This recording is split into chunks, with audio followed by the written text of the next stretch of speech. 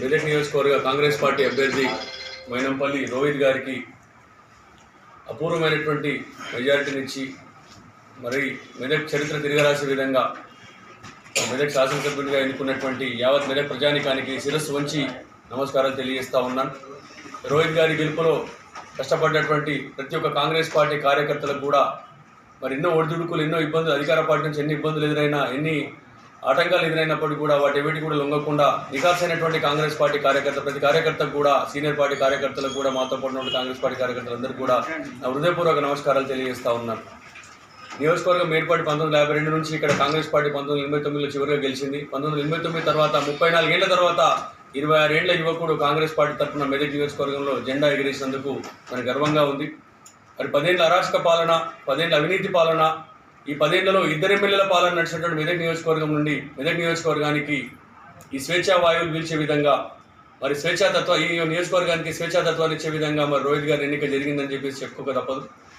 మరి ఎంతో ధనాన్ని వెచ్చించడం జరిగింది. ప్రజాస్వామ్యంలో వాళ్ళ మూర్ఖత్వం ఏంటంటే అధికార పార్టీ డబ్బుతో ఓట్లను కొనాలనే ఒక మూర్ఖపు చర్యను కూడా వాళ్ళు చేపట్టడం జరిగింది. కానీ ఇక్కడ ప్రజలు విజ్ఞతతో ఆలోచన చేసి మరి ఈరోజు డాక్టర్ మైనంపల్లి రోహిత్ కాంగ్రెస్ పార్టీ అభ్యర్థికి పట్టం కట్టినందుకు కూడా వారికి హృదయపూర్వక ధన్యవాదాలు తెలియజేస్తా ఉన్నాను. 10 ఏళ్లుగా ఈ ప్రాంతంలో, ఈ నియోజకవర్గంలో పద్మా దేవేందర్ రెడ్డి గారు అభివృద్ధి చేసింది ఏమీ లేదు. అధికారులకు స్వేచ్ఛ లేదు, మరి అక్కడ ఉన్నటువంటి పనిచేసేటువంటి కార్యకర్తలకు కూడా స్వేచ్ఛ లేదు, ప్రజలకు స్వేచ్ఛ లేదు.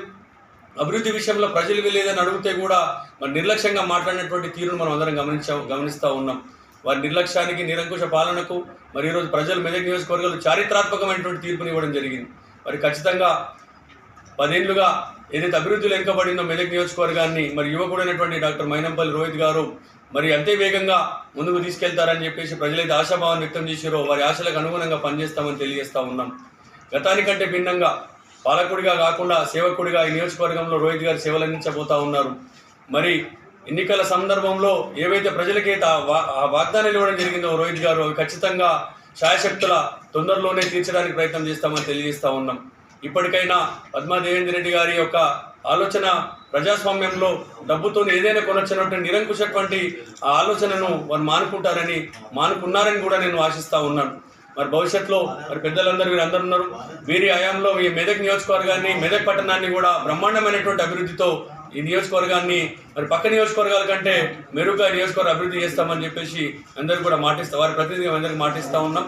ఏది ఏమైనా ఈ నియోజకవర్గంలో రాష్ట్ర స్థాయి రాజకీయం కూడా మెదక్ నియోజకవర్గం చూసేటువంటి పరిస్థితి అయినప్పటికీ కూడా మెదక్ నియోజకవర్గ ప్రజలు దేనికి లొంగకుండా మరి ప్రజలు మా వైపు నిలబడి మాకు మద్దతు ఇచ్చినటువంటి ప్రతి ఒక్కరికి కూడా పేరు పేరున కృతజ్ఞతలు తెలియజేస్తూ మరి భవిష్యత్తులో మరి మెదక్ నియోజకవర్గాన్ని ఏ విధంగా అభివృద్ధి చేసుకుంటామనేది కూడా మరి ఈ నియోజకవర్గంలో నూతనంగా ఎన్నికైనటువంటి ఎమ్మెల్యే గారితో చర్చించి వారి ద్వారా మీ అందరూ కూడా తెలియజేస్తూ మాకు అవకాశం ఇచ్చినటువంటి ప్రతి ఒక్క ప్రజలకు కూడా, ఓటేసినటువంటి ప్రతి ఒక్క ప్రజలకు కూడా, ప్రజాస్వామ్యాన్ని కాపాడడం కోసం లైన్లో నిలబడి ఓటేసినటువంటి ప్రతి ఒక్క ప్రజలకు కూడా శిరస్సు వంచి నమస్కారాలు తెలియజేస్తూ ఈ యొక్క గొప్ప అవకాశాన్ని ఇచ్చి మరి దేశానికి ఇందిరాగాంధీ అందించింది నాడు మరి ఈరోజు 25 ఏళ్ల రాజకీయ చరిత్ర ఉన్నటువంటి అధికార పార్టీ పద్మా దేవేందర్ రెడ్డి గారిని 26 ఏళ్ల యువకుడు కూకటి వేళ్లతో పెగిలించి రాజకీయ సమాధి చేసినటువంటి ఘనత కేవలం డాక్టర్ మైనంపల్లి రోహిత్ గారికి దక్కిందని తెలియజేస్తా ఉన్నాం. మరి దేశానికి ప్రధాని ఇందిరాగాంధీ అయితే మరి 26 ఏళ్ల యువకుడు 25 ఏళ్ల పద్మా దేవేందర్ రెడ్డి రాజకీయ ప్రస్థానాన్ని నేటితో కూల్చేస్తామని చెప్పేసి గర్వంగా చెప్పుకుంటున్నామని తెలియజేస్తా ఉన్నాం.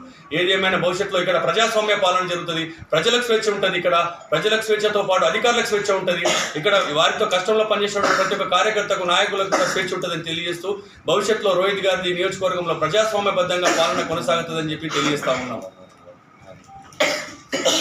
ధన్యవాదాలు తెలియజేస్తాను. ఎందుకంటే గతంలో ఎన్నడూ లేని విధంగా కాంగ్రెస్ పార్టీని ఆదరించి మెదక్ పట్టణంలో అత్యధిక మెజార్టీ ఇచ్చినందుకు మెదక్ పట్టణంలో ఉద్యోగస్తులకు, నిరుద్యోగులకు, వ్యాపారస్తులకు మరియు ఓటర్లందరికీ కూడా కృతజ్ఞతలు తెలియజేస్తున్నారు.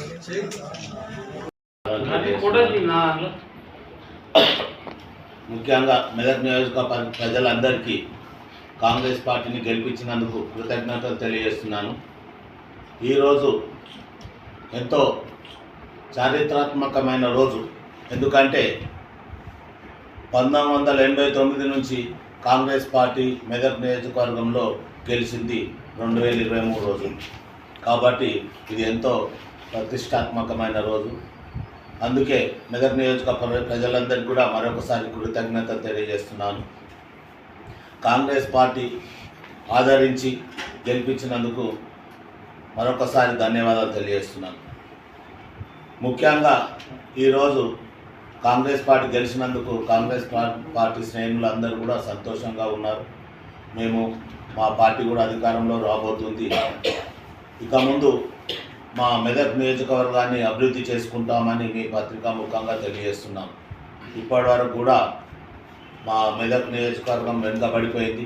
ముఖ్యంగా గతంలో వెనుకబడిపోయింది. ఈ టీఆర్ఎస్ ప్రభుత్వం వచ్చినాక, తెలంగాణ వచ్చినాక కూడా వెనుకబడిపోయింది.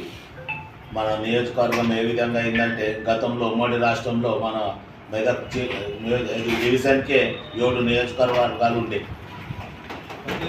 ఈ జిల్లాకే 2 నియోజకవర్గాలు అయినాయి. అంటే మన మీద వివక్ష చూపించి మనకు ఎంతో మోసం చేసి మనం కోసపెట్టారు. కాబట్టి ఇప్పుడు అలా జరగదు. కాంగ్రెస్ పార్టీ అధికారంలోకి వచ్చింది కాబట్టి మెదక్ను మేము బ్రహ్మాండంగా అభివృద్ధి చేస్తామని తెలియజేస్తున్నాను.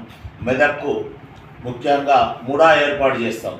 మెదక్ అర్బన్ డెవలప్మెంట్ అథారిటీ ఏర్పాటు చేసి దానికి ఒక ప్రత్యేక అధికారిని నియమించి మెదక్ జిల్లాకు ఏమేమి కావాలో అవన్నీ అభివృద్ధి పనులు చేస్తామని పత్రికాముఖంగా తెలియజేస్తున్నాం.